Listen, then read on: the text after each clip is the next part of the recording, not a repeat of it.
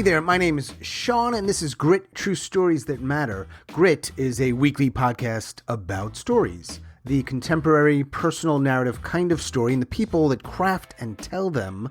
Why, you ask? Well, we want to feature these tellers and their stories, and also to help you, our listeners, craft and tell better, more engaging, more relatable, and more memorable stories. True stories, personal stories, grit stories.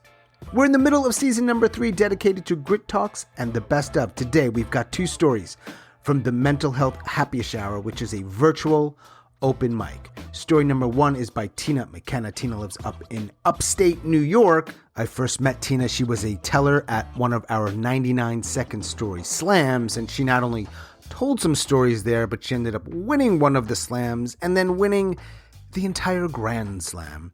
Story number 2 is by Ken Stockton, who lives in the great state of Michigan. I first met Ken last year at one of our Mental Health Happyish Hour open mics. I want to thank both of you for crafting these stories and telling these stories and letting me use them here on the Grit podcast. I really do appreciate it. And I will include any other information that you might want to know about in the show notes. But, alas, let us move on. Tina and Ken, let's dive in. Every night at exactly 7 California time, as we all sat around the dinner table, the phone would ring. My father would answer, and then he would turn to us and he'd say, "Wrong number." Then he would go back into the bedroom for a few minutes and he'd come back out and he'd say, "I have to go somewhere." And then when he would disappear for most of the night, and when he came back, I'd say, "Daddy, where have you been?" And he said, "What are you saying? I've been here with you kids. We watched Ed Sullivan. There was, Topo Gigio, the little Italian mouse puppet, Chinese acrobats and plate spinners and, some opera singer. And then we all watched Bonanza." And I'd say, "Yeah, but you weren't here, Daddy." And he'd say, "Oh, little girl, you're cuckoo." So one day when the phone call comes, my mother distracts him and I run and I slide in under the bed. And he gets on the phone and he says, "Hi, Teresa. How you doing, darling?" No, sweetheart. Don't cry. It's okay. It's okay. I love you. I love Carol and Terry and Dickie. You're my real family. These kids that live here, those are Louise's kids. I don't love any of them. So I press my face into the carpet and I begin to scream because I've just heard my father, who I absolutely adored and who would let me ride him like a humpback whale in the pool and who taught me Shakespeare to get rid of my stutter and who made me Mickey Mouse pancakes on Sunday and taught me how to draw Popeye. I've just heard him say that he didn't love me. So he says to Teresa at the end of the call, "I'll see you and the kids at Mass on Sunday." So he leaves. And then my mother drags me out from under the bed and she grills me. And then she takes this piece of string that she had measured for the miles that he would go every night. And she takes a thumbtack and she ties one side to the thumbtack and the other she ties a pencil. And then she takes a map of Sacramento. She puts the thumb back where we live and she draws a circle with the pencil. And then she calls every single Catholic church in the area. And she says, "My college roommate just moved here, but I don't know her maiden name, but I know her children are Terry, Dickie, and Carol." So my mother gets the name from one of the churches and she finds out that it's this woman that they worked together for years in Sacramento. And before that, they had both worked in the San Francisco office. And so my mother finally gets the courage to confront my father. And she does the best shade I think I've ever heard. She says, "Oh, Ross, at least trade up." So that ends my parents' marriage. My mother loses custody because she has this young Irish priest boyfriend.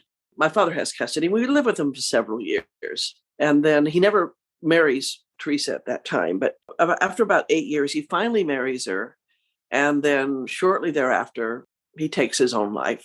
So 30 years later, I'm at my mom's and we've got this big box of reel tape. We had like an old Bell and Howell, this big metal projector, and you'd put a sheet on the wall. And they never were labeled. And you have to thread through all these little reels and stuff, these metal reels.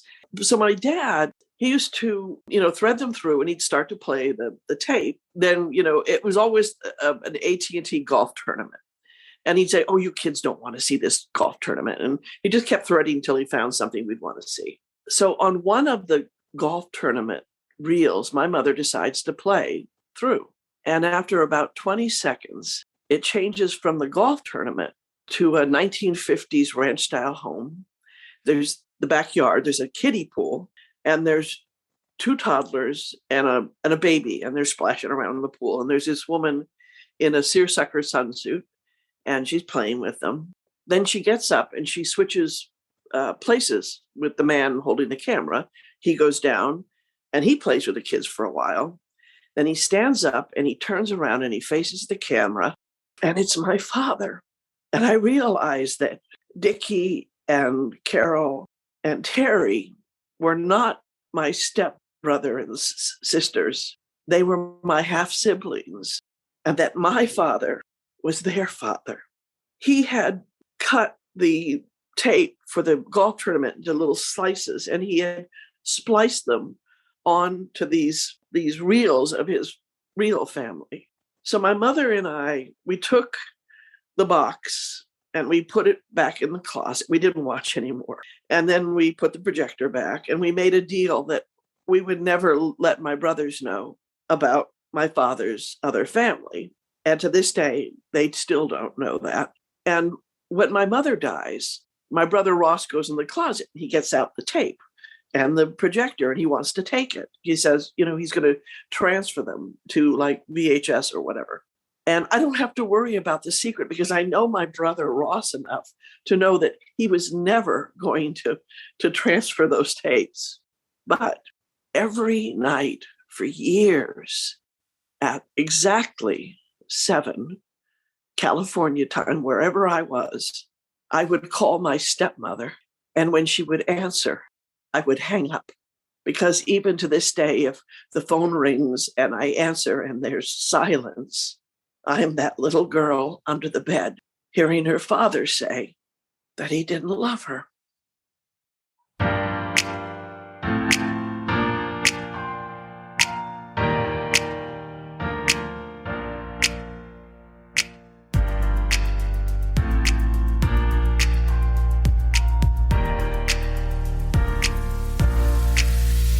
So I grew up in Trenton, New Jersey. I was brought up in a family where the father had serious mental health problems, pretty much lifelong. So when I was about 10 years old, apparently he started showing some disturbing behavior, which I think was a combination of heavy-duty sleep and then occasional high energy and, very energized, kind of indecisive, ad hoc behavior, unlike the way he normally behaved. Now, granted, this was in the 50s, so he went to the family physician. The diagnosis at that point was sleeping sickness, which is pretty bizarre. So there was really no treatment given to him. That was the diagnosis. And then his behavior became much more erratic and much more high energy. So then eventually, I come to find out back, probably 60s and 70s, this was called manic depression. And of course, now it's called bipolar. For me, as a 10-year-old, I didn't really understand what was going on. In fact, there was some element of his behavior that was pretty enjoyable for me. For example, he would, in his sleepless nights, maybe wake me up at 1 o'clock in the morning and take me to the YMCA, which was 24/7, and we'd go swimming, or we would play basketball. Or he would go to my school, Joseph Stokes Elementary School, Trenton, New Jersey, sign me out and take me out to do something, something crazy. And one of the memorable incidents I remember was he took me to lunch, which in the past, he never took me to lunch, or, this was not part of the family He was working class, worked in a factory. Also, he stopped going to work regularly. He would go to work a little bit, come home, go to the Y. So he took me to lunch. We ate a lot of food. And then he started interacting with one of the wait staff. And he told her that he was very strong and very physically fit. He proceeded to get on the floor of the dining room. And I tell you no lie, he did 100 push-ups. In the meantime, I see the wait staff going like this, which I didn't really understand exactly what that meant, but I came to understand that that meant your father is really crazy. And we had very limited income. We lived in an 800 square foot row house in Trenton, New Jersey. And he started unrelenting excessive spending. There were a couple days where every day he came home with a new used car. And my mother would say, Tom, you got to take this back. We can't have this car. One of the interesting things that he did was he was a harmonica player. He played the harmonica during World War II, and it was self-learned, and he loved to play the harmonica. And he decided that we were going to try out for Ted Mack in the original amateur hour. And for those of you who are not at an advanced age like me, Ted Mack had a radio show, which was a talent competition. Then it became a TV show, and it was really the 1950s precursor of America's Got Talent. He gets me out of school. We drive to New York City, and we audition for Ted Mack in the original amateur hour. He plays the harmonica. I play the flutophone, which is kind of this primitive elementary school instrument. A couple weeks later, they called, and we had passed the audition. We were going to be on Ted Mack. The only problem was we couldn't go because by that time, my father was an inpatient at Trenton Psychiatric Hospital in Trenton, New Jersey, literally 3/4 of a mile from my house. What happened a few days before Christmas, my father convinced all of us in the family, my mother, my older brother, that, quote, somebody was after him. So he made us turn off all the lights in the house. It was about 7 or 8 o'clock. He made us go under the bed in the master bedroom. He had a candle, which wasn't particularly safe. We're under the bed with a candle.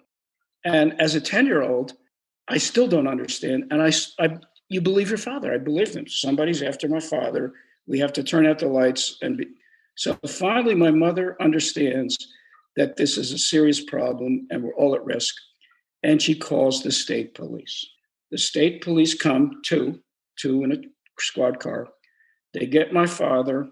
He is extraordinarily manic and strong. He overpowers the 2 state troopers. So they call for backup. 2 more state troopers come.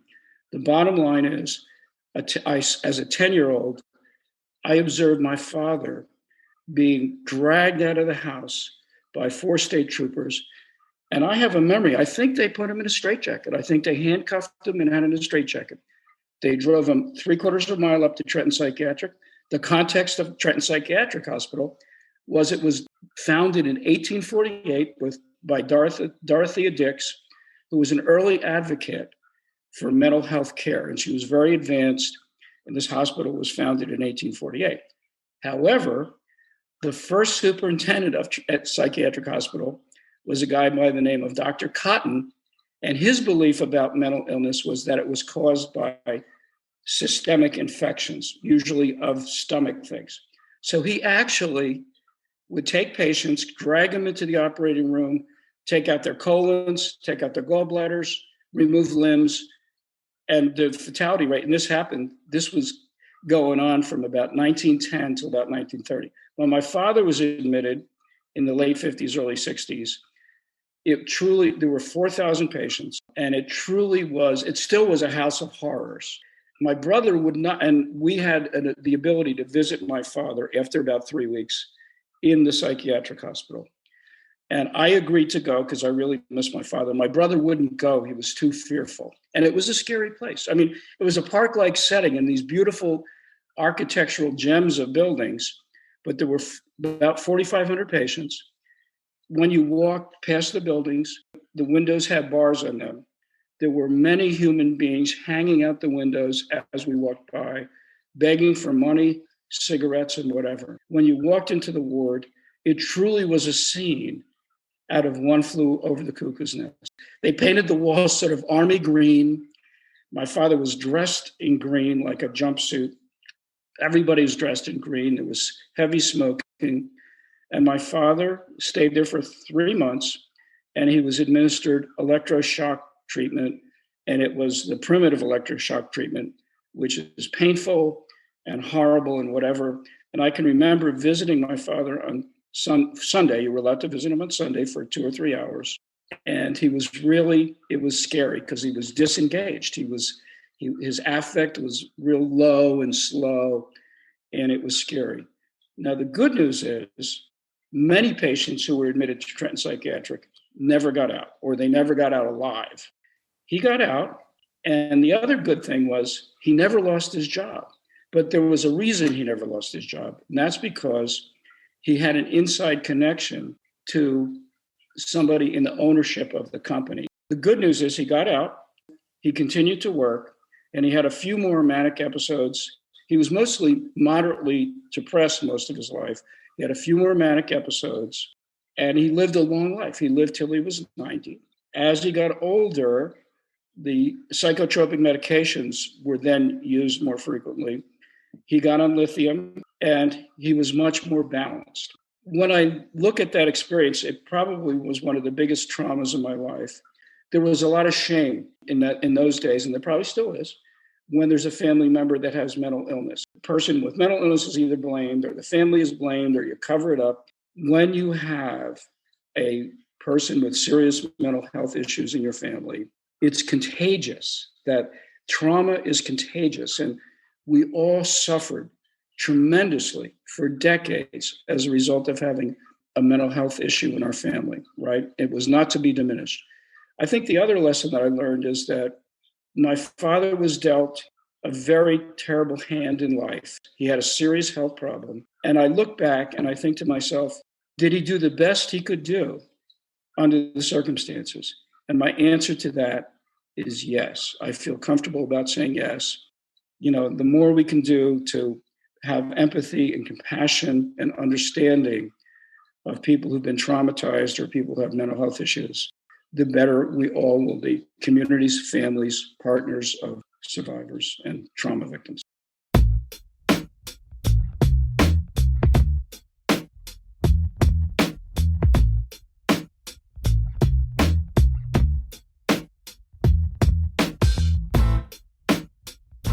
As always, thanks so much for listening and all of your support. And special thanks to Tina McKenna and Ken Stockton. Thank you both for your stories. And remember, on Fridays, we do have an open swap shop. At least it is for now. What does that mean? Well, you can join us on Fridays at 3 p.m. Eastern. And for a couple of hours, we help each other with our stories. And we usually also dedicate some time to story mining. We have a few activities where we can generate some new ideas for stories that you may want to craft and further develop. So it's fun. Hope to see you there. I will include the Zoom link in the show notes. And that is all for episode number 85. Boom.